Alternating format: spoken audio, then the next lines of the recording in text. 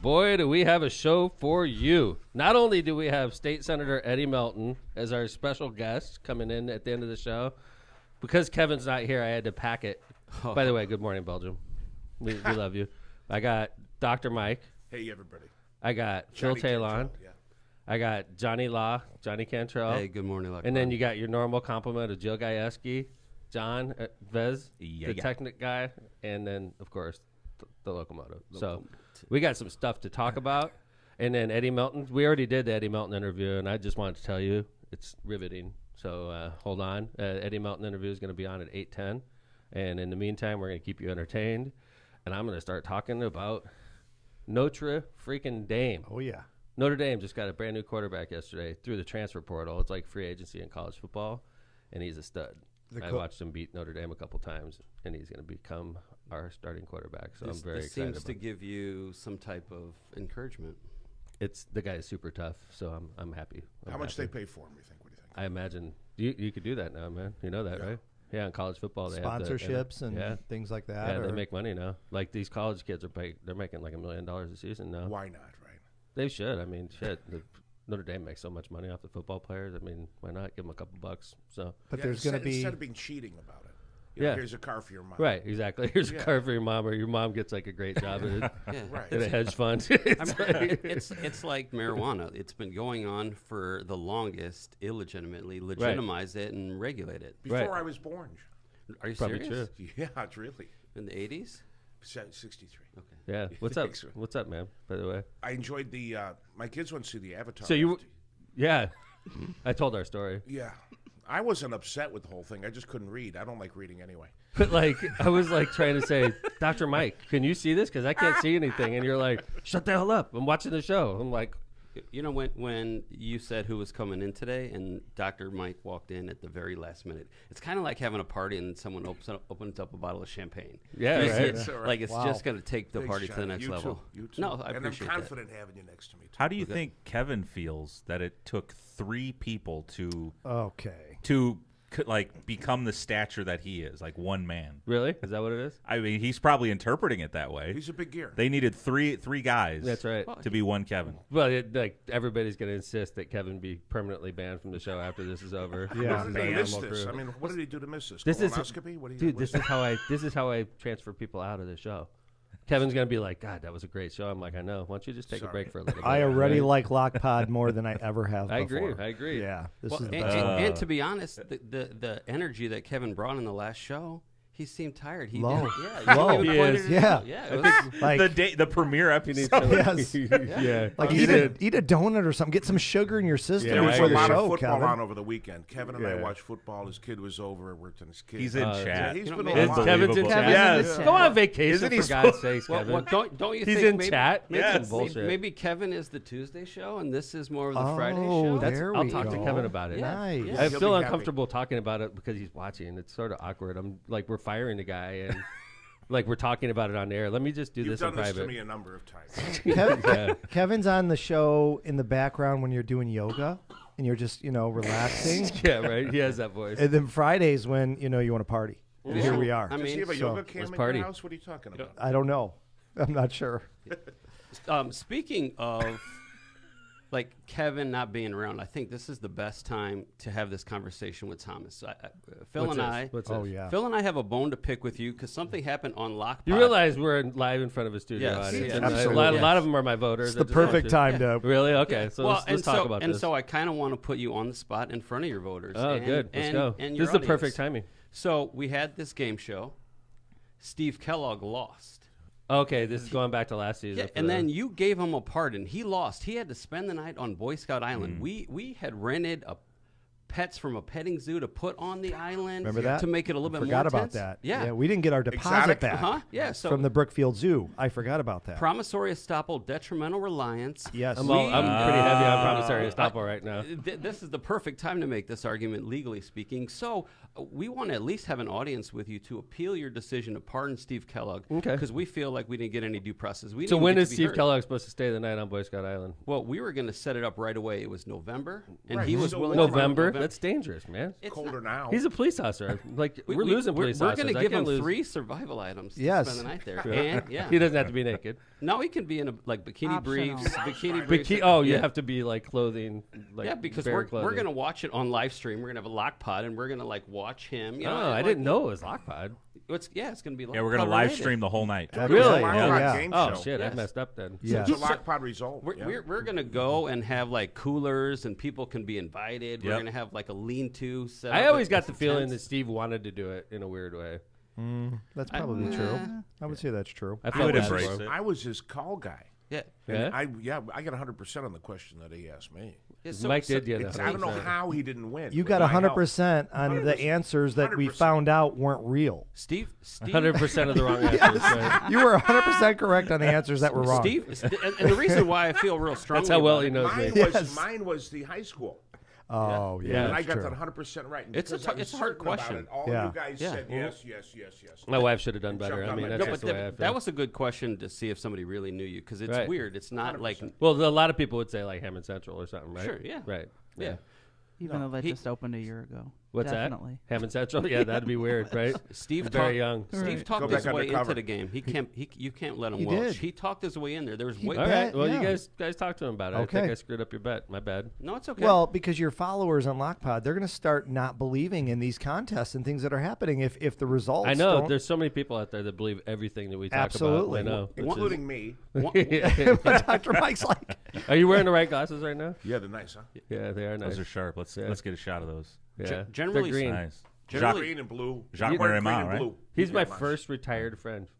Not retired. I have other things I do. You're retired. Dude, he has a walker now. He's just pausing. He just said he was working on Kevin's kid. So Kevin's kid came over. Nice. He's not a doctor anymore. So it's illegal, right? Thank you, Joe. Yes, it is illegal. No, it's not. So it is illegal. Yes, it is illegal. Allegedly. For these attorneys here, is that a HIPAA violation that he just told us? No that shit, he's, right? Like, yes. He's like, here's the issues that Kevin's child has, and the prescriptions that I'm giving him right now. They're not exactly like. He's not a doctor. He can do whatever he wants. He's like, who cares? Right, dude. Don't call him Dr. Mike anymore. No more. No more. Your employees don't. They give me the burnout.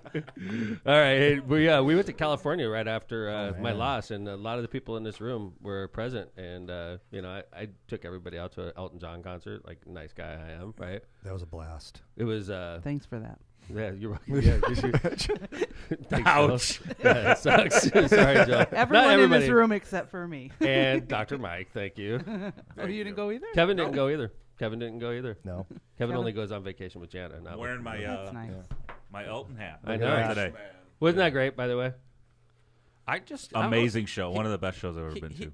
Elton John is about 97. No offense to him. But how did he perform like 3.5 hours like that?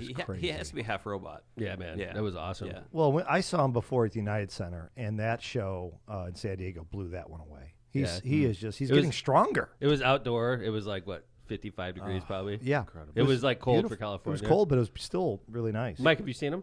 No. Oh, I did see Elton John in Chicago. I've seen him a couple times. Yeah. But I saw a cat named Morricone who did the Good, the Bad, and the Ugly music. You know. Oh, yeah.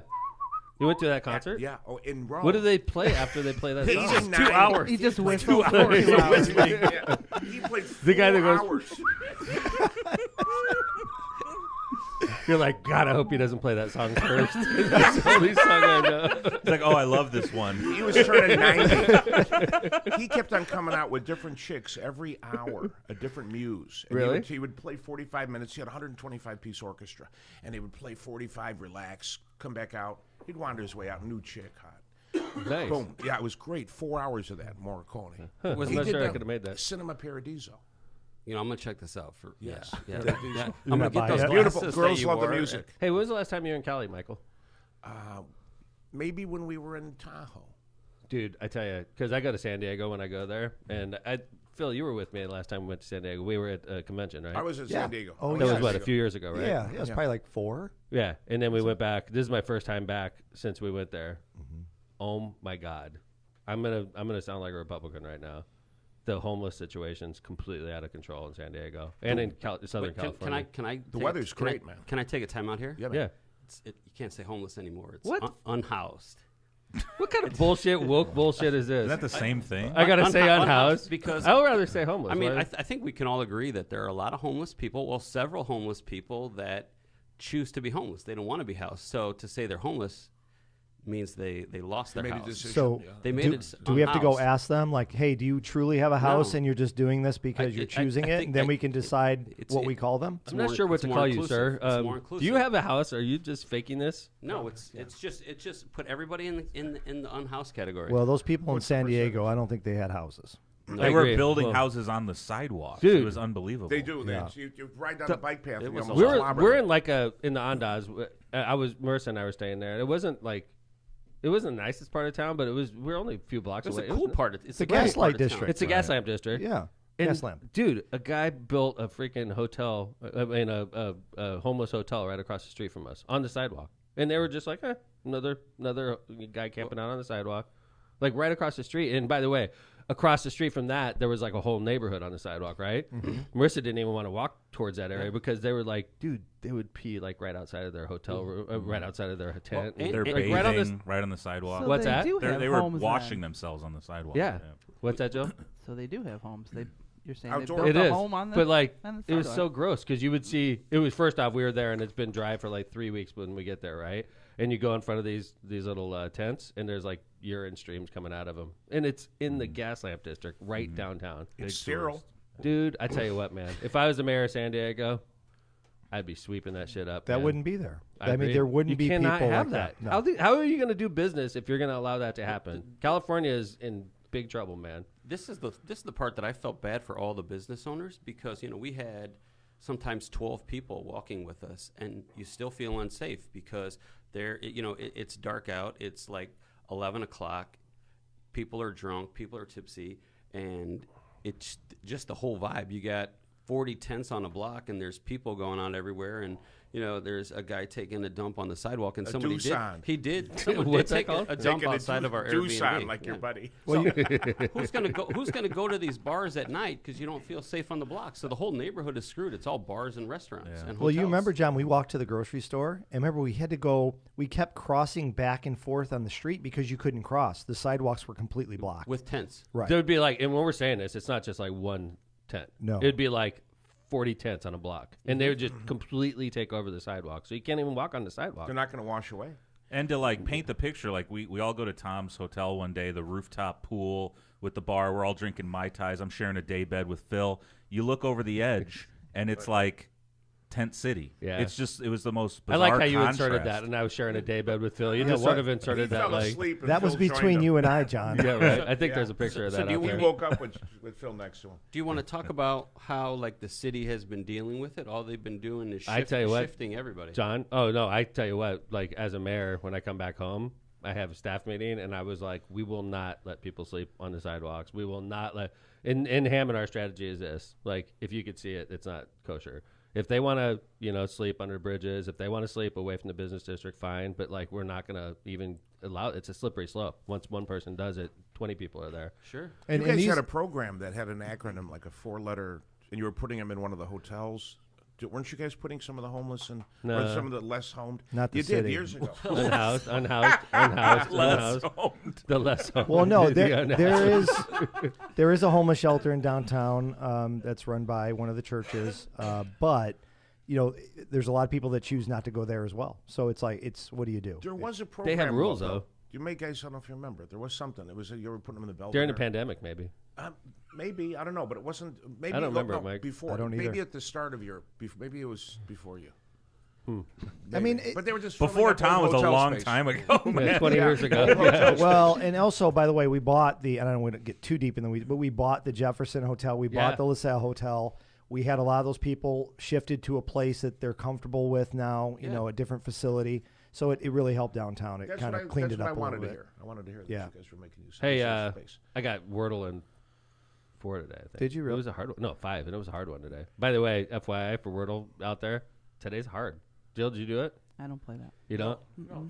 You want to give us some hints? No, I have the first 2 words. I do the same every day. Which is a bad strategy. It works. I got like 40 in a row now, dude. Can you break that down? Because I think I'm not going to tell you my words. I think no, but just explain what you do and why you always do it, because a lot of people don't do this. Because I want to knock off the vowels in 2 words. Because you can't find one word with 5 vowels in it, but I have the first 2 words I use are all 5 vowels are out. And by the time I do my first 2 words, I could usually figure it out. You're never going to give yourself a chance to get it too. Exactly. I get it too. I got it too. Because if I do my first word and I could go for it at that point. First letter?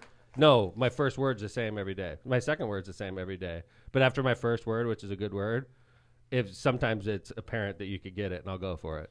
I would say you get 2 words now? I use 2 words. The first 2. This is what Phil's bitching about. Yeah. This is a conservative approach. This is like if my grandma played Wordle. This is how she would do it. Your grandma, yeah. She would be like, let me just do the first 2 words the same. No. What do you suggest I do? You do I'm the first glad word. you're worried about my Wordle. I am worried about this adventure. because Kevin at one point was trying to, because we have our little Wordle group that we all share our Wordle. And that sounded weird. And we share a Wordle. We share our Wordle. So pause for a second. Daybed. And Kevin at one point was going to do a contest where, like, all right, if you get in the lowest amount of tries, you get X points. If you get, and if the way you do it, you would never win. Because you're just worried about me. You'll get the word more often than I will, but you won't get it as quickly as often as I will. That's true. Because you're but I get it. But I'm sitting on 40 in a row. I think you should consider changing it because you're good enough. I'm glad you guys are. Do you guys lay up at night worrying about this? You should play bunco with my grandma. Yeah. No, you would be good. You know what was the coolest part of the airplane trip? Of the trip to San Diego, though? I know what it is. Because Marissa and I branch off because we go to San Diego for a few days, and Marissa and I had to go to Napa for a funeral, which is very Napa High School. Yeah, my old stomping grounds and my stepfather's funeral, and they waited for me until after the election. So Marissa and I bust off at San Diego. Everybody else is going home. Marissa and I bust off, and we go to Napa for the funeral. And I get to Napa, and I get a picture sent to me by my brother, who I love deeply, especially because he sends me We don't have to go here, Tom. Yeah. I know where you're going. We don't have to go here. So he sends me a picture of John in an airplane with a disgusted look on his face, and John's wife, Amy, in the background with a disgusted look on her face. And I didn't know what the heck it was. It looked like John was boarding the airplane, and he was looking down, and he was disgusted. And I didn't know what it was. I just get this picture, and I was like, okay, whatever. And then I get the text after. It's like, John got thrown up by a little kid on an airplane. And then it put the whole thing in perspective. But let me tell you how bad it is. So you're on the airplane with him, right? Yes. I'm sitting in the row directly behind him, got a bird's eye view, and just the smell was amazing, and I have a weak stomach. But so this young baby, maybe like 3 or 4, I say baby, but it was a little kid, and you could tell she's sick. And she's sitting directly in front of them on her mom's lap, and she's wearing a mask because she keeps coughing and hacking, and she's sick. No. So, and John, you got sick since then, right? No, actually, Kristen did. I didn't mean to. No, that's okay. But she throws up with a mask, and it shoots out projectile. The baby did? Yeah, the baby did, and it shoots out behind her on the vest bars directly behind her. Directed flow. It was like just a shot of toothpaste on each side of her mouth directly on both vest bars. Oh, it was horrible. Were you sleeping, John, or are you awake? Yeah, let me paint this picture for you. We got all these talking heads with the guy it actually happened to. Yeah, we got a good, what do you got, John? I'm going to share something with you guys. No one knows this except Amy. I'm not a big flyer. You guys know that. Yeah. Well, you only know. started flying recently. Recently, yeah. Prior to that, it was car, train. And now you're getting barfed on. Yeah. Yeah. Right. No. So the first 8 minutes of takeoff and the last 2 minutes are the most dangerous parts of the flight, statistically. Hold on, hear me out. So I start a stopwatch. Once that plane takes down the runway, I start a stopwatch. After 8 minutes, I chill out, man. I put the AirPods in, I close my eyes, and about a minute later, I open my eyes, I look down, and I see this white fuzz on my shirt. And I'm like, what is this? I start brushing it off with my bare hands. And then I look down at my jeans, and there's just bits of splatter on my jeans. And I realize something terribly is wrong. Wait, did you? Wait, you didn't know when it happened? No. And then Amy's like, what's wrong? And I'm like, I don't know. There's stuff on me. Be honest, is the first thought you had is like, oh my God, I had a wet dream. There's white stuff all over me. So I look in the row ahead, and this girl has just vomit all over her. Oh my God. So John's not wrong. She threw up into her mask or her hand, and it splashed back on me. No, it was her mask. Okay. What was the consistency? All right. Rice pudding. Yeah. Well, just so you know how this ended, because I don't even think you know this, Tom. So after the girl did this, and then they're cleaning everything up, they moved the girl and her family right in front of me. And then she throws up again. Did she really? No, so she moves in front of me, and the stewardess comes up and says, "Hey, this girl's here. We had to move her out of that seat. Phil, you're gonna, I mean not Phil, but sorry, we're gonna put her right here." So then Kelly and I now have to move to the back of the plane, right in the row, right by the bathroom, because it was the only one that was open at the time. So yeah, we end up getting moved from that as well. All right, let's go ahead and do some ads, and then we're gonna come back. Yeah, I'm trying to keep this thing moving. Tom, let this story end at its own volition. Sorry. I'm in a hurry, man. We have a lot to get in, and we have Eddie Melton's interview. No, you're right. But I will say I'm done with Southwest. I'm done with anything Coach. Yeah, we're like people across America are tuning out of Lockpod right now because they're trying to eat the their vomit breakfast. Story. Yeah. Right. Yeah. So hey, Mike, could you start off with the first ad there? Oh, ad time. Listen, first one coming. Number one, Misprint. That's Ricky Baltenberger. Nice kid, Ricky. They specialize in delivering the highest quality signs and printing on time and under budget. I can tell you this is a fact because I went in there and they helped me a lot. Come to the counter, they ask you what you need, help you design it. Costs are right. Misprint's experience and technology allows them to offer custom, commercial, on-demand printing and sign solutions. Ricky, again, and his team have served Chicagoland and Northwest Indiana right here on Calumet Avenue. A couple locations for over 30 years. They have 2 convenient locations, as I mentioned before, Hammond and Munster, and I use them. Fabulous. Yeah, he did the calorie cards with that. Ricky said. Yeah, hold that up, Phil. Hold that calorie card up right there. Where's that? That's a calorie educational card. All right, let's go. Next ad. Byway Brewing. Byway Brewing is a family-friendly microbrew with a spacious tap room and outside patio. Our brewing equipment offers a unique backdrop for your private events like weddings, reunions, and corporate parties. We're conveniently located just off 8094 and Kennedy Avenue, the south exit. Come by and enjoy Byway's award-winning beers and unbeatable menu. For the menu, check out bywaybrewing.beer. It's a great place. I do take my family there. We go there with the Talons. A lot. Yeah, it's love it.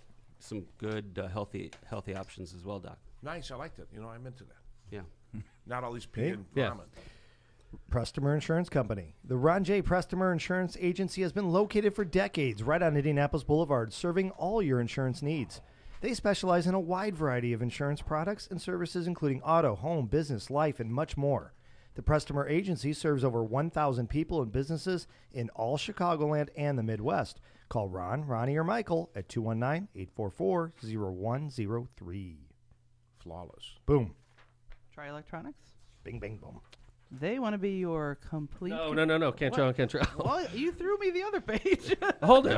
We didn't do try yet, did we? No. My bad. Yeah, I handed them out out of order. My bad, Jill. Go ahead. This is going to give Kevin's not here. Oh, my God. Anyway. Kevin is laughing right now. No, I gave you the wrong one. That's okay. Cantrell, attorneys at law. Are you injured or in trouble with the law? Give us a call and schedule your consultation today with somebody who's in the court and at the jail every day. Call John Cantrell at 219-5544-LAW or call Kristen, the one that actually runs a law firm, at 219-5544-LAW or visit their website at bettercallcantrell.com. John and his wife, Kristen, make a great legal team and are waiting to hear from you. Bam. Yeah. Bam. Yeah. And then could you do tortillas? I don't have it. He's got, Mike's got my stack. All right, I'll do it. Tortillas Nuevo Leon is the gold standard in Mexican cuisine throughout the Midwest. Look for Tortillas Nuevo Leon's popular red and white label at your local grocery store and enjoy quality Mexican products made with local expertise. Just good. Tortillas Nuevo León, hechas con amor, para ti, tu familia de todo corazón. Tortillas Nuevo León, hechas con amor, para ti, tu familia. De todo corazón.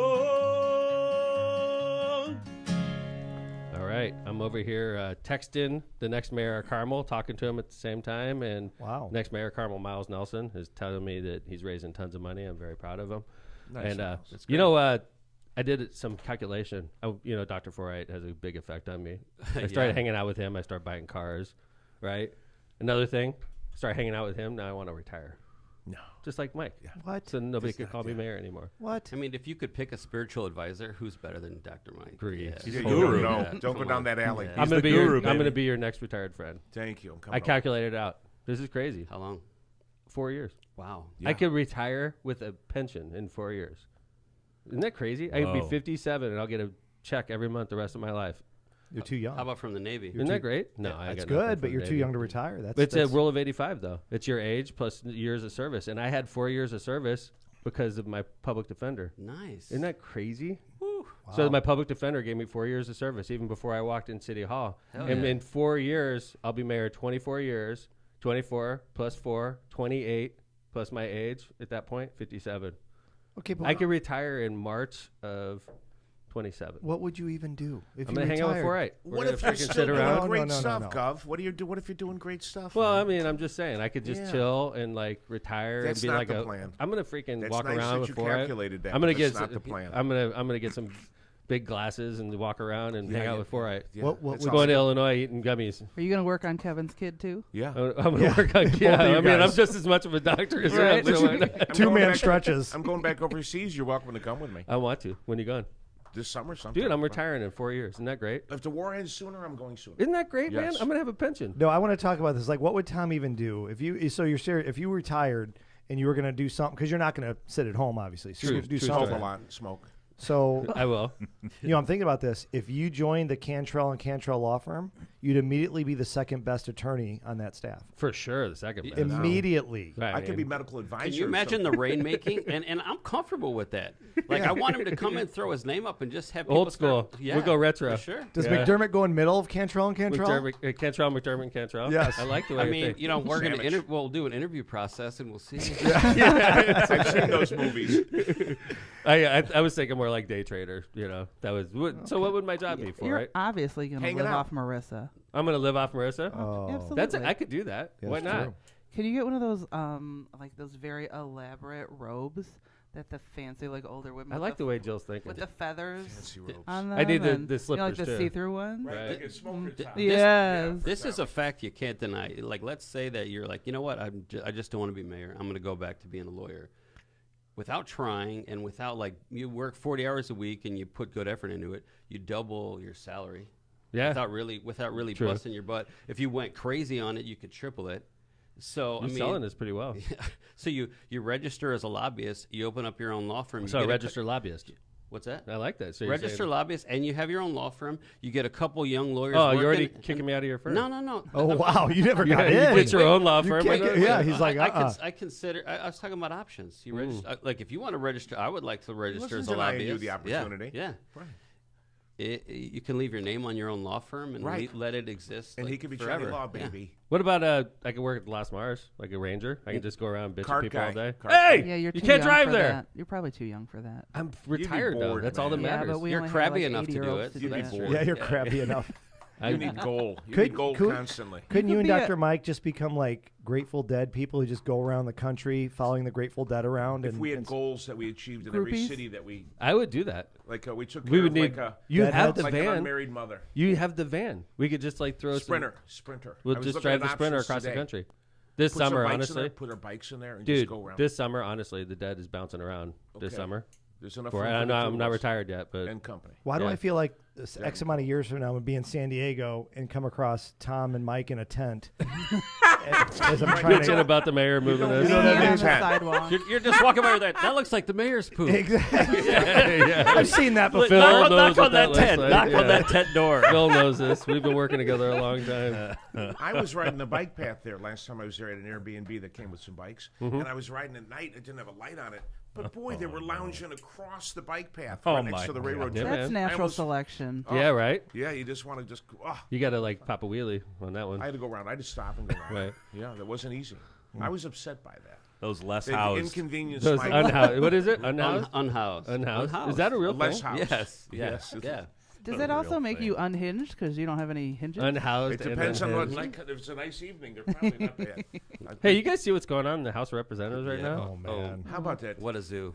I've never seen anything like it. I love Well, it. it I happened love it, one though. time before. There was like 160. Yeah, in the Civil War, right? 160 years ago. Can Yeah. you give a short version for people at home that don't Yeah, know yeah. exactly? For that, I mean, I'm sure a lot of people that listen 11 know, failed. but they have 11 votes for Speaker of the House, which shouldn't be hard because Republicans have all the votes. But the thing that about they have a caucus 11 called rounds of voting. 11 rounds of voting, and they need 218 votes for Kevin McCarthy to become Speaker of the House, and he's literally topping out at like 208, 200, and he can't get 218. What is he huffing the way he's always smiling about his opportunity? Oh, he knows every camera in America is on him. As soon as he he's walks in that huffing room. something, man. He's like, oh, maybe the next 22 times. He's got Kevin. Well, no, Kevin they is can't your adjourn, smile. Mike. You know that's why they keep having votes, is because you have to keep on voting until you break a tie or adjourn. And they couldn't adjourn the other day because the Freedom Caucus won't let them adjourn, and the Democrats don't want them to adjourn because they look like shit. Yeah. So it's like the Democrats aren't helping, the Freedom Caucus isn't helping, and they're sitting there with too few votes. They can't even adjourn. They look like assholes, and the Democrats love it. So do they sleep? Do they get to go home? And Well, they come back? adjourned They last always night. do. They did adjourn after Good the food. 11th last night. They bring Because- it in. Yeah. But like now they're trying to fix it overnight so that they can get in and fix it. And Kevin McCarthy's giving away the house right now because he just wants his over. Yes. It's like, you know, And Mayor, why is it so important to become Speaker?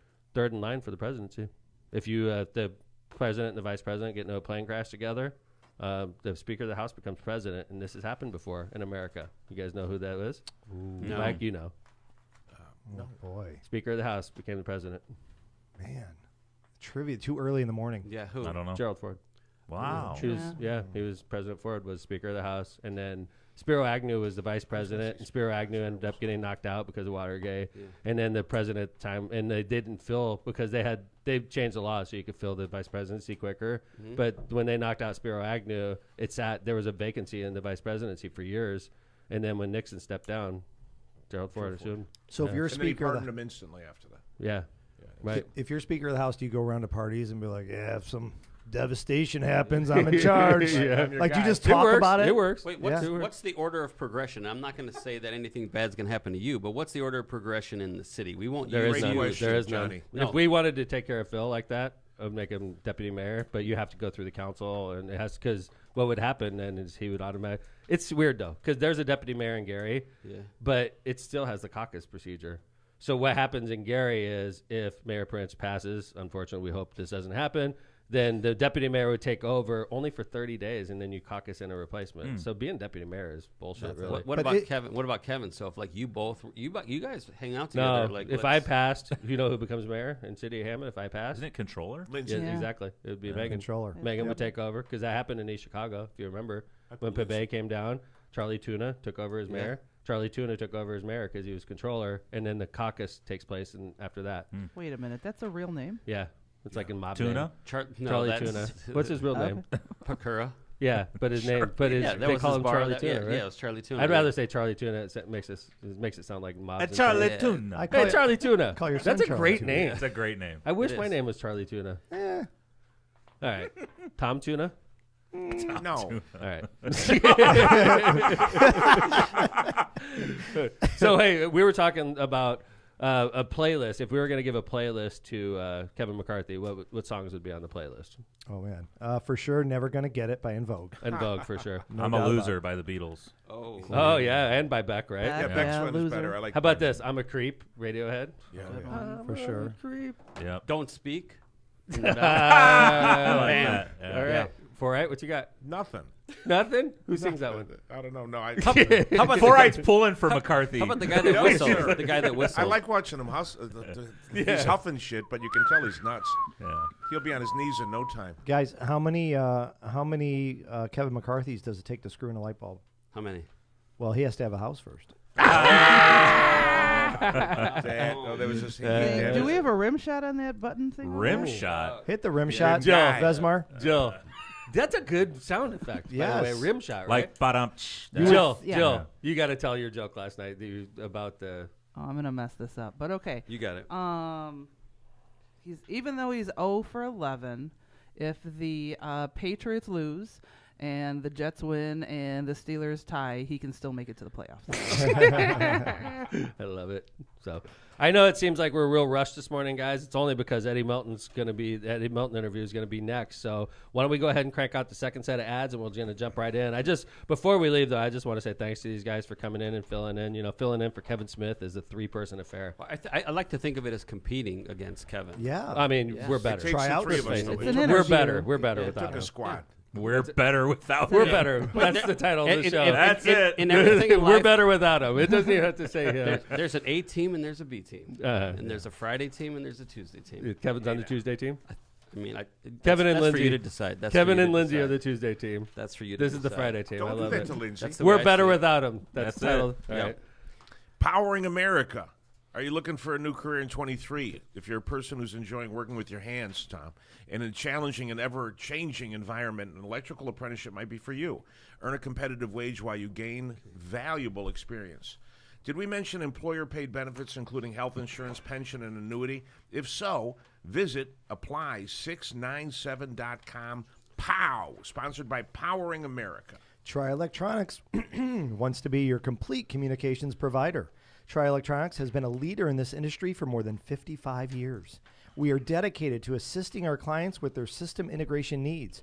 Tri Electronics has the expertise and experience to provide superior results for a wide variety of projects. For more information, call Tri Electronics today at 800-722-6793. It's time to experience Michelob Ultra at Calumet Brewing. With only 95 calories, 2.6 carbs, and 4.2 ABV, it's the perfect way to start your new year and get those resolutions in check.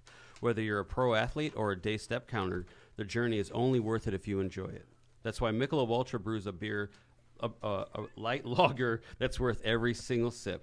So no matter if you're kicking back after a workout or enjoying a day on the slopes, you're sure to enjoy a great beer. Head over to Cal Brewing or Michelob Ultra website and social media pages for details for this great family of beers. Enjoy the Ultra lifestyle with beers and cheers responsibly. I love how Forat was sitting there he was sitting there in the background the whole time like this. For any audio issues, if you hear this in the background, he's a very distracting individual. direct your frustration towards Foray. All right, Here's a gift for you. one last one. We have Rogers Roofing. Oh, no, Joe was going to do this. Oh, one. I'm sorry. Yeah. No, do it, You Joe. get it, Go. sure. Go. All right. When you want the best for your home and family, trust the best in the business, Rogers Roofing. Rogers Roofing has transformed homes in Northwest Indiana and Chicagoland for more than 54 years, providing quality roofing, siding, gutters, and windows, all backed by the best warranties in the industry. To learn more and to schedule your free consultation, visit rogersroofing.com or call 219-933-9145 today. That's Rogers Roofing, 219-933-9145. And remember, at Rogers Roofing, excellence is expected every time. I like that ad. Damn. I appreciate you guys coming in. Filling in for Kevin's not easy, and you guys did excellent. So thank you very much. Thank you. I know Thanks for having Lockpod us. appreciates you guys all, and that's why we invite you back. So it's great to see you. I want everybody to know that this is not a live interview. The Eddie Melton interview took place a few days ago. He's down in Indianapolis getting ready for the General Assembly. I'm waiting for Eddie here. I know.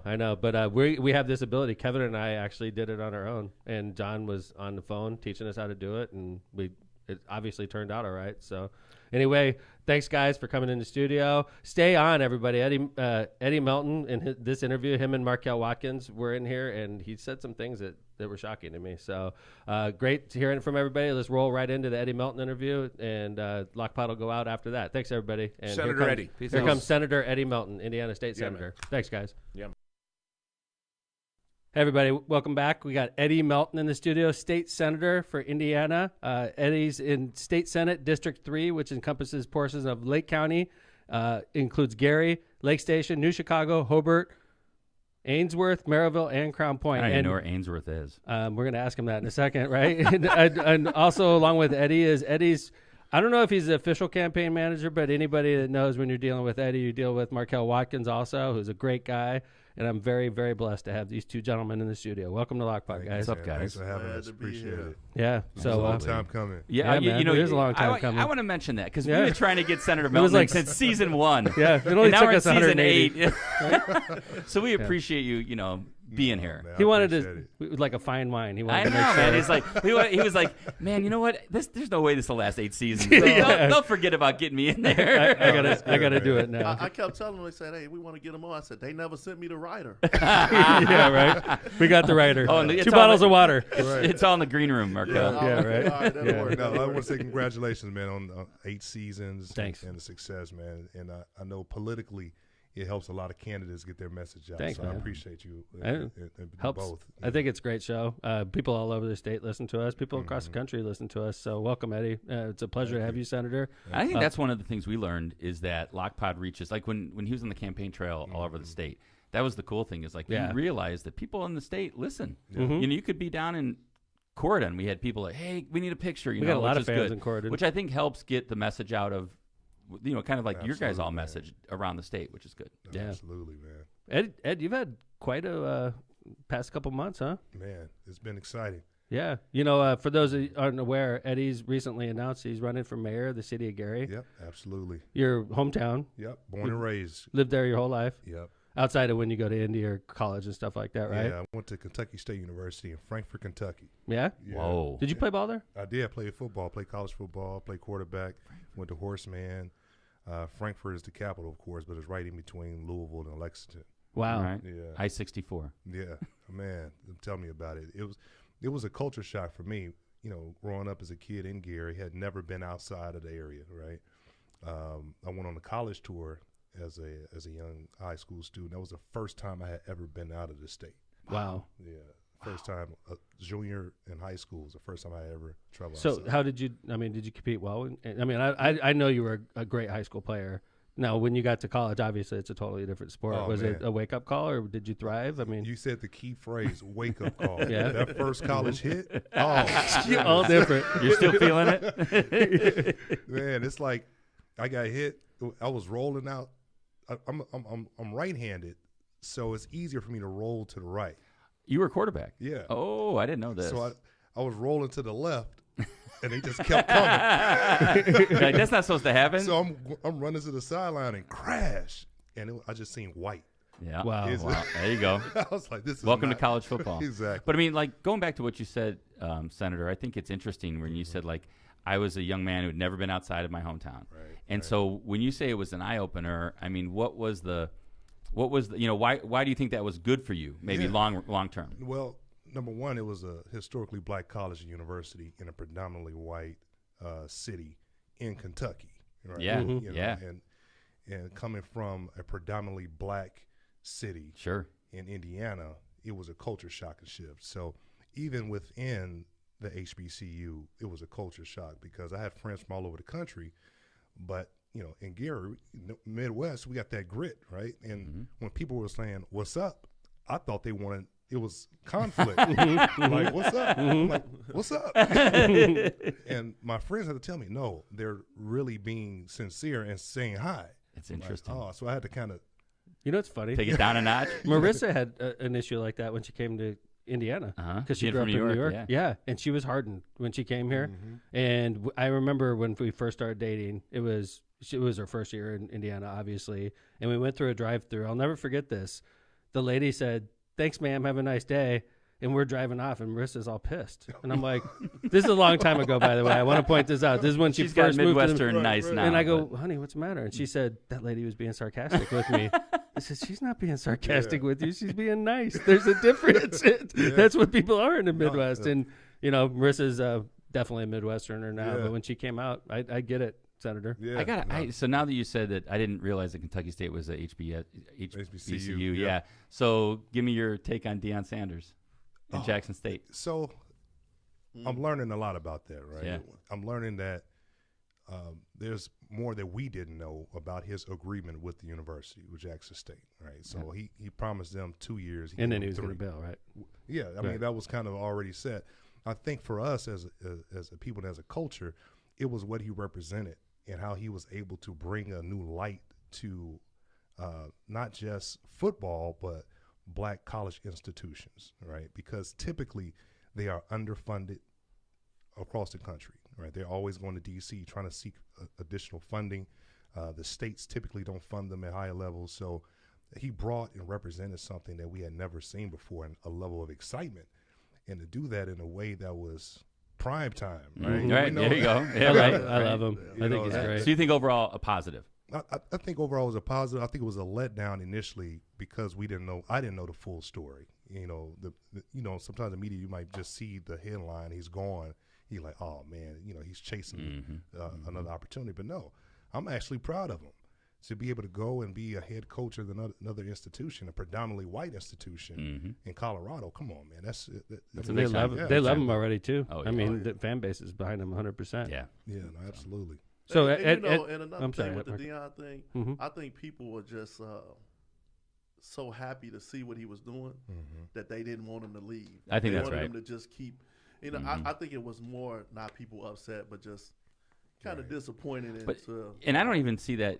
I don't think that's necessarily like an African American or HBCU situation. I think that goes for any college. You get a coach in there, you're like, oh, this guy's great, and all of a sudden he gets the call from I don't care, Notre Dame or look at Brian exactly. Kelly. He gets the call, and he's going to go. Yeah. And I get it. It's disappointing, but I think that's college football, no matter where you're at, black, white, or otherwise. Also, look, he mentored and developed those other coaches. Oh yeah, right. Oh yeah. So he put people in a position to be elevated and promoted.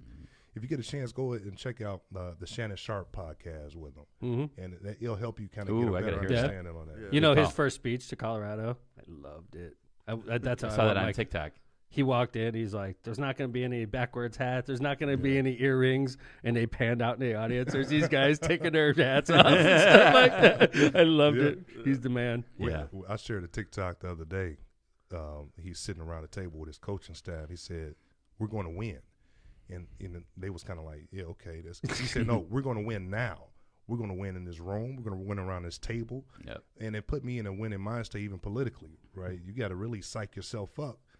And be ready to go, dude. And hit the field. You just said something that's so true. Yeah. Like I tell people in my Senate race, I dead thought I was going to win. And if you think you're going to lose, you don't deserve to be in that race. Right. Honestly, we all did. We were all the whole team, the top brass of the absolutely. team. Definitely, we were reminded a lot when we went out in the public. Not everybody felt the way we did, but we were all drinking the Kool-Aid. That's the way you got. You have to be, for sure. You have to be. Yourself, if you think you're going to lose, it emanates from you without a doubt. Exactly. Oh yeah, absolutely, man. So let's talk. First off, I also know this about Senator. He's got a beautiful family. Thank you. Yeah, his wife Crystal and I knew each other when I knew your wife when she was a little girl, and you guys are obviously doing great things in Gary right now. Appreciate and how many kids do you have? We have 4. We have 4 altogether. Anaya is 21. She's actually at HBCU in Arkansas, Philander Smith College. She'll be graduating in May. Nice, congratulations. Melanie, 16, Eddie Jr., 14, and Christian, who is almost as tall as me. He's 12. Who's the quarterback? Well, neither one of them. They both play defense. Really? That's right. I actually was better on defense. Yeah. I played defensive end.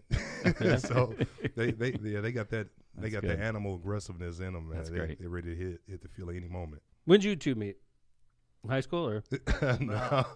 It was a strange. It was strange. I was I always been the community activist guy, so I was going around the city cleaning up parks. So I had like 5 parks I was cleaning up in the summer. So you're just doing this out of the goodness of your heart, right? Yeah. So I was. That's why everybody loves Mark Allen. And I was getting everybody to help. I was like, hey man, I was just telling people just bring their regular lawnmowers and stuff. We was meeting at different parks throughout the city, cleaning up the parks. And Eddie comes and he said, hey, I got some gloves and some stuff. Garbage bags. Garbage bags. Were you senator then, or no? Yeah. No. I was like, who was that guy? He didn't get out to help clean up. I was like, he didn't get no. I got the supplies. Yeah, here. So these would look great on you.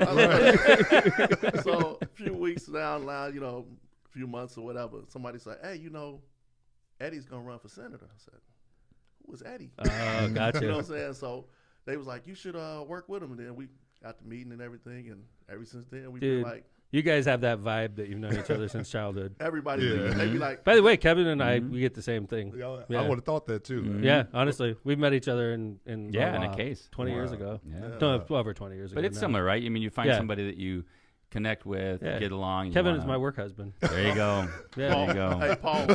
Well, I would say we found out that our birthdays were It's just crazy. days Right apart. there. Really? It's like mine the 25th, his the 26th of There you January. go. That's crazy. Yeah. Look at you guys. Yeah, it's like, You guys pandering for gifts right now? it's coming up. We got a couple extra bottles of booze we can get. Right. I was gonna say I'll just walk out with them. Yeah, right. Like we wouldn't notice. That's the worst part. Right.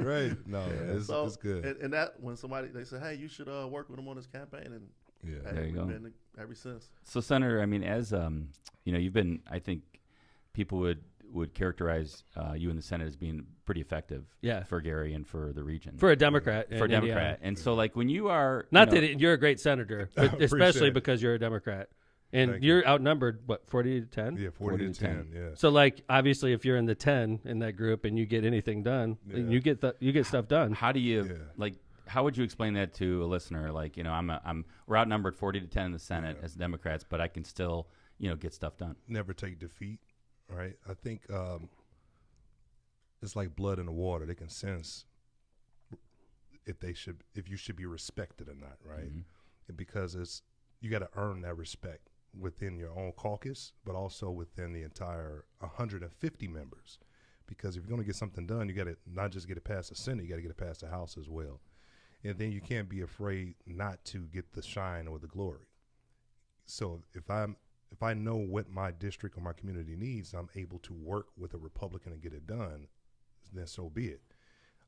Especially if it's good for the area. So those relationships, I'm sure you developed across the aisle. Yeah, it's extremely important. You have to, right? It's important. Because you could have the best idea in Indiana, and it's not going to happen on your own. Man, trust me, we've sat down with community members, we've crafted great legislation, and you bring it down there, it won't even get a hearing. Right now, I'm giving some of the glory side of it, but the bad side of it, which when we talk about redistricting, reform that needs to happen, because we need an independent redistricting commission. No doubt about it, Ed.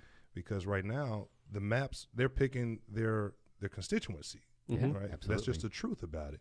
But the reality that we're in, we have to do all that we can to represent our constituents. And it's sometimes, most times, it's extremely frustrating and difficult. I mean, typically I keep my composure in some situations, but sometimes you have to really force your point across to your colleagues to let them know that some things are not tolerated. See, I was going to ask you that, because I get frustrated with the legislature, because you see the hypocrisy and you see the cronyism. Yeah. And I speak my mind, and I have a feeling if I was in your shoes, I'd probably bite my tongue a lot more, because if you alienate, fellow senators, you're just not going to get anything done, right? Yeah. No, I mean, I've seen people come in and do a lot of talking, and they will never get anything accomplished. Right? That's both sides of the aisle.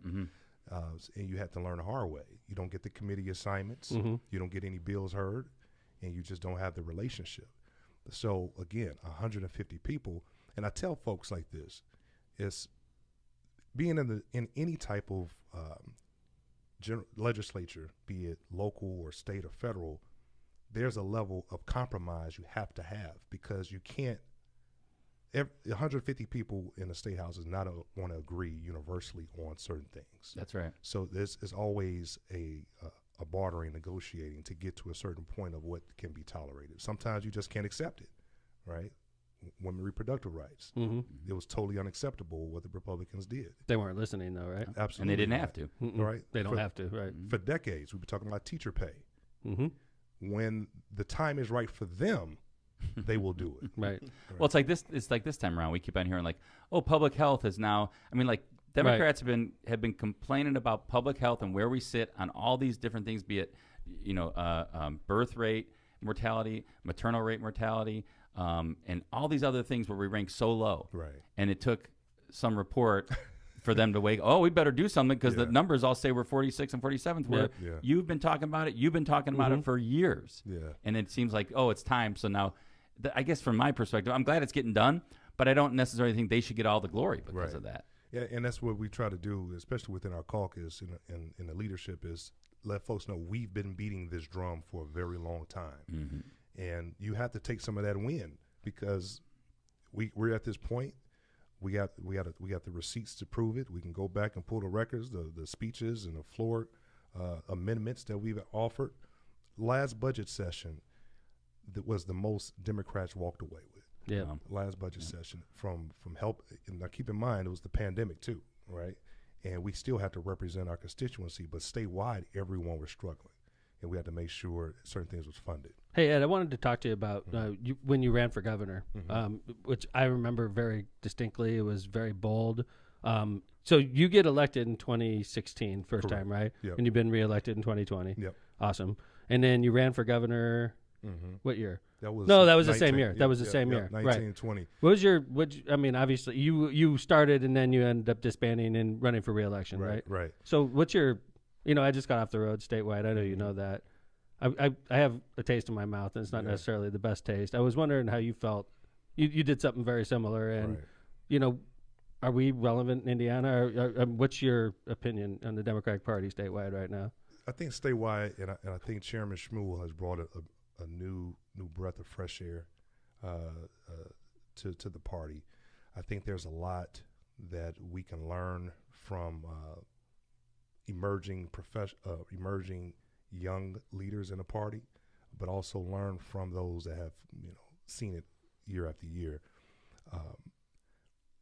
The world is changing, and I think as the world changes, our party has to be firm on what we stand for, and at the same time understand what is the best way to get what the people need.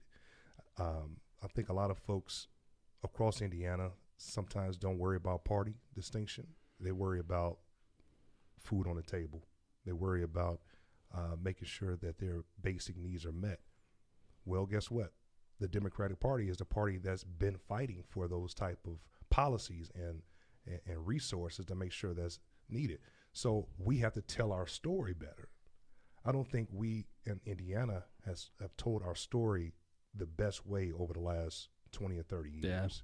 Yeah. And when we tell our story, people will understand, like, wow, that's the party that represents my needs and my best interests. I hope so, because I think really what we saw just this last election cycle was I almost thought it was kind of like go to your corner and like vote. Yep.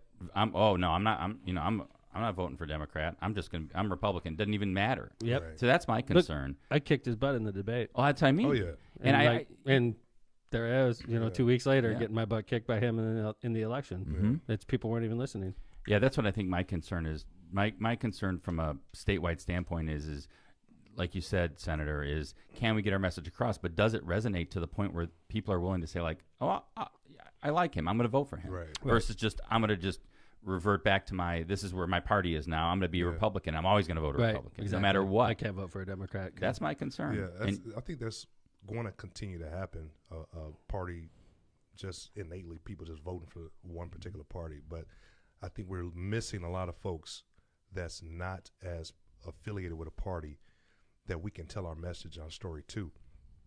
I think when you look at how much money that the Republicans have invested in not just congressional and U.S. Senate races, but state house races. Absolutely.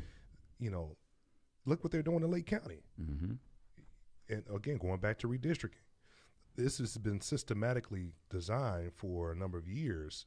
And what we have to do is play a system game as well. Mm-hmm. How do we build our bench now?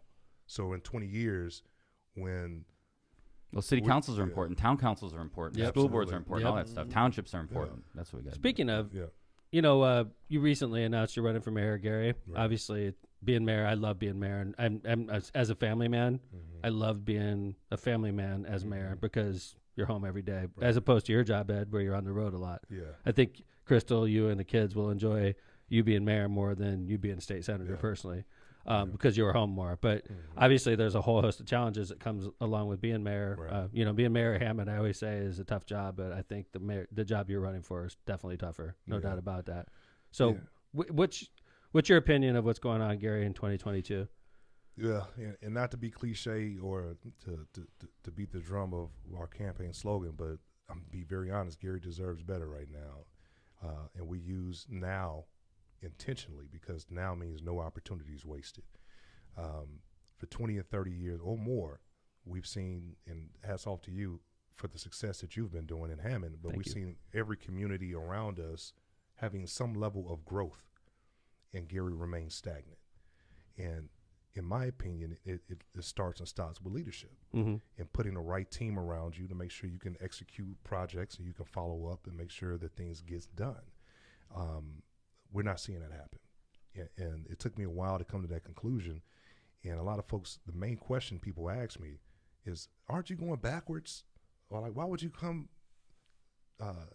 down, right, quote unquote, and be a mayor? Number one, I love the city, period. Yeah. Everything that I've done, even exploring running for governor, has been for Gary, Indiana. Gary has now been put more in a more positive spotlight statewide because I've been able to show my leadership. What happened? The Gary Casino, that was you, man. Yep. No doubt about Huge it. Success. And you were working with Jerome, too, which is interesting because obviously you would be running against Jerome in this case, but you guys worked together on behalf of the city to get that done, which I thought was... Well, no, I work with Karen. I'm sorry. I apologize. You're right. You were working with the previous mayor. I apologize. You're right. My bad. That's when they were actually... The race was actually happening right That's right. then. That's right. That's what it was. That actually happened. But to that point, so... I get out of the gubernatorial race, and I was elected as assistant minority leader. Mm-hmm. This was the first time Gary had a legislator that was, and hats off again to my predecessor, Senator Earlene Rogers, but this was the first time I was Gary had a legislator that was assistant minority leader, ranking minority member on both appropriations and state budget committee. Nice. So to be able to bring home the casino, right? Mm-hmm. To be able to try my best to bring resources to figure out how do we develop the airport and around Buffington Harbor from a transportation and logistics landmine, we were talking gold mine, I'm sorry, in terms of our opportunities. Those are things I've been doing since I've been downstate. Mm-hmm. And it's hard to do it moving forward when you don't have an administration that fully supports that growing that agenda. So do you see, if I'm hearing you right, Senator, I think what you're saying is because you've been a legislator, you think that experience and those relationships you have downstate can only help if you become mayor? Well, yes, I'm just answering that directly. Yes, it will help. Number one, I understand the state budget process. I know where the resources are. A lot of the street pavement and funding that came from state dollars, the community crossings grant. Mm-hmm. Mm-hmm. We're using that right now in Hammond. In the budget that I helped draft, right? So I know where the resources are. I know how to communicate that message downstate. And again, it is still an uphill battle because of the 40-10 split in the Senate. And this might even be worse in the House now from a Democratic Republican It's hard perspective. to keep track, man. But they understand my passion and leadership and be able to get things accomplished in Gary. And one of the reasons why we were able to get the casino, and it was because I wanted to change the conversation. So they tried for over 20-something years to get that done. I'm saying, look, let's move gaming out of the conversation. Is Buffington Harbor, is the corridor of Klein Avenue, is that the best location? No. Right. You had to want to go, there and patronize that building, that facility. So let's put it in a more lucrative location. Mm-hmm. So something that I'm working on now, and I shared this with Kevin, is how can we partner with Hammond, right? Mm-hmm. And we make that corridor from where. Yeah, from you and I have Kennedy talked about that. Yeah, absolutely. Yeah, right. And grow that from an economic development standpoint. Right. So now we approach it from a regional perspective. But those are the thoughts and conversations I think that a mayor can partner with another neighboring mayor to say, how do we grow our region where we all eat and benefit well? What's Gary's biggest issue right now? Public safety. I agree with you. Public safety, as well as just because I was going around meeting with a lot of the council members in their town halls, and just basic services from potholes, street lights, overgrown vegetation, demolition, all of those basic needs that need to be met. But by far, public safety, I think, is one of those things that we need to do a better job in investing in, making sure that the officers that protect us have the resources that they need, and their morale is lifted so they can feel good while they're putting their life on the line. You guys just gave them a pay raise. I mean, I know the officers just got $10,000 pay raise, if I remember correctly. I don't know if it was a raise or a bonus. It might have been a bonus, yeah. I mean, I think, from ARP. I think morale is important. And one of the things I always hear Mayor Tom talk about is he always says, like, I want to make sure our officers have the best equipment, the best technology, and that they have everything they need, it makes them feel good about coming to work. Right. And I think that's what you're saying. No, absolutely. I mean, let's go back in time. I think I've seen some data that shows in 2005, or right around the time frame, when was Clinton in office? 92 to 2000. Right. Okay. So there was a huge growth of hiring of officers because they had the cops bill. Right. Mm-hmm. So in 2005, Gary had about 300 officers. Jeez, oh, Pete. Okay. Right. Right now, there are about 140 officers. Which is, this is to give people out there an idea of the magnitude of the problem Gary has. Compare it to my city. Gary's twice as big. Yeah, 50 square miles. Yeah. Gary's Hammond's the same half size as San Francisco. So Gary's got twice the geography to cover and has 60 fewer officers and fewer firefighters. Mm-hmm. And you have twice the area to cover. So just right off the bat, that's a challenge. Yeah. You should have 300 officers in Gary, quite frankly. But the problem is they're very expensive. Yeah.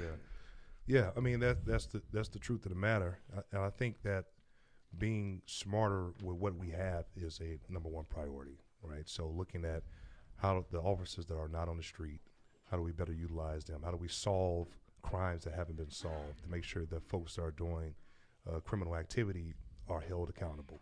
But how do we make sure that when they're out there being responsive to these activities, that they have confidence that their leadership is providing them with the resources that they need? Now, I will say this, I don't believe you have to over-police a community. I think it's being very strategic and intentional on those resources, on how you allocate in certain targeted areas, using data more effectively in solving crime and being proactive. But the true way to address crime and is addressing poverty. Period. Agree. Yeah. People talk about it's poverty. Yeah. With poverty comes a host of problems, Yeah. and crime is definitely one of them. It's socioeconomic. It's I mean, we all know that. It's absolutely. not race based. It's Right. socioeconomic based. It's Munster isn't a safer community than Hammond because they have a great police force. Mm-hmm. Munster is safer because it's got less problems, it's got less poverty, and and I'm just using Munster as an example in this case. But Right, name any town, right? Right. Dyer, St. John. Yeah. I hate cutting this off, but we got to we're running up against the edge right now. Yeah, maybe just one more question. Sure. So I guess what I would want to know if I was living in Gary, right? Mm-hmm. I'm like, what I would ask you, how do you see Gary in 5 years? Or maybe another question is, if I was outside of Gary, what would you tell me if I was like just going to Gary for the first time? Like, I have this perception that it's dangerous and public safety is an issue and it's all run down. There's all these houses that need to be demoed and things like that. What would you tell me, both either as a resident, what you're going to do for me, and maybe as somebody that's coming from the outside is like, why should I invest in Gary, or why should I come to Gary? Right. As a resident, I would say we need to, number one, start with our people first, investing in our people. And you all, you've seen this, man. There's so many good people in the city of Gary that love. I love that campaigning in Gary. Yep. Yeah, Ed. Honestly, going to the churches, I thrived on that when I was campaigning. It was like a pick me up. In that mindset, there's a way that we need to start. We were just having a social media conversation with a young lady that was like, what can we do better, right? It's those individuals that want to know, where do they play a role. Mm-hmm. I don't think citizens have been given opportunity to play a role in turning the community around. A mayor can't do it by themselves. Nope. That's right? You can offer the leadership, you can set it on the right track, but how do you get the community engaged and involved and empower them to say, hey, how do we turn this block into a better block? Turn this neighborhood into a better neighborhood. So that's the type of leadership I want to bring to the table, by empowering the community. And at the same time, going out, being an ambassador, just like you've been, in advocating on behalf of my community and city. There's no way in the world that there's a lot of bloggers and folks that come in and they run through our buildings, abandoned buildings, and they call Gary, quote unquote, the most miserable city in the United States. Well, Hammond gets that too, but Yeah. don't feel like the Lone Ranger. Right. It's the truth. I hate it. Yeah. These surveys, like top 10 most dangerous cities, it's all bullshit. It is. But we have to have a counter narrative to that. Yeah. And I think it's all about how we sell to the outside the added value and benefits. Number one, this is my personal belief, no other city in the Midwest that I know of has the assets and resources that Gary has. Gary's got great assets, man. No doubt about it. Right. The lakefront is massive. The airport, you got a college. Transportation. It's a great, you got great bones. As Jeff Speck would say, when Jeff Speck went to downtown Hammond, he's like, these are great bones. Yeah. You guys got something you can work with. I think Gary's got great bones. So the physical infrastructure, the natural infrastructure in terms of we had a national park in the Dunes. Yep. We got 10 miles of recreational beachfront property. Yep. We have the international airport. We have I-65, I-90, 8094, all going through the city. You have 3 Class 1 rail lines. So when it comes down to logistics, when it comes down to just the opportunity of moving commerce across this nation, if Indiana is the crossroads of America, Gary should be the beacon of that. And I know you had plans. You want to build a deep water harbor, which is a great idea also at Buffington Harbor. Yeah. Like a port. Listen, cool. There's you'll be hearing soon this month So I was able to get $1.5 million in the state budget to do a phase 2 study for Buffington Harbor. Good for you. So trying to make sure that we really study because it passed.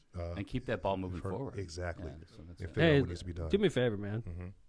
Don't wait another 180 episodes to come back. We had a lot of catching up to do, man. Yeah, we seriously, could have gone on for another hour. We could have. Yeah. This is going to be a great race, and we're going to be talking about it a lot on LockPod. So I hope you keep in mind coming back, and we'll update the audience on what's going on. And if they want to donate to you, Ed, how do they do that? Yeah, go to eddiemelton.com, click the donate button. You know, helps us get our message out. You can't do it without. Yeah. I mean, I hate to say it, you can have a great candidate. You can't do it without money. It's unfortunate, but it's true. If people want to see Eddie Melton become mayor, they got to donate. That's how it works. I mean, and Markel, I know you got a loyal soldier there. Markel helped me in a couple races, and I love him, and I know that's why you guys are such a great team. I gotta give him. He's a sweetheart. I gotta give him a shout out. You know, his commitment to Gary is really what is no driving doubt. it. Yeah, because if I haven't met anyone that loves the city more than I until I met Markel. Markel's a lover in general. That is true. He makes married guys look bad across America. I don't like that about Markel. I tried to tone it back some. I'm like, dude, my wife's right here, Markel. I was getting a lot He's of like, I love my wife. She's so beautiful, gorgeous. I can't wait to get home and kiss her. And Marissa looks at me. I'm like, honey, it's like it's just Markel. I'm doing a little better now. I'm doing a little better with that. You know, Eddie, what you said though is true. I mean, every city needs Markel Watkins. They need guys like Markel. No doubt about it. Because he brings so much to the community. Hammond's got Markels. Yeah. We need him. And Gary's got hundreds of guys like Markel. Absolutely. If you can find them, you're going to win. Man, we're going to win, and I appreciate just the friendship we have, man. And, I appreciate you guys a lot. Tom is a great mayor. Thank you. And the bad thing about it, he's so good. He's such a good mayor. They don't want him to go nowhere. That might be the worst thing. The residents are nice to me. Except for on election day when I'm running for something else. They're like, wait a minute, Hammond or not Hammond?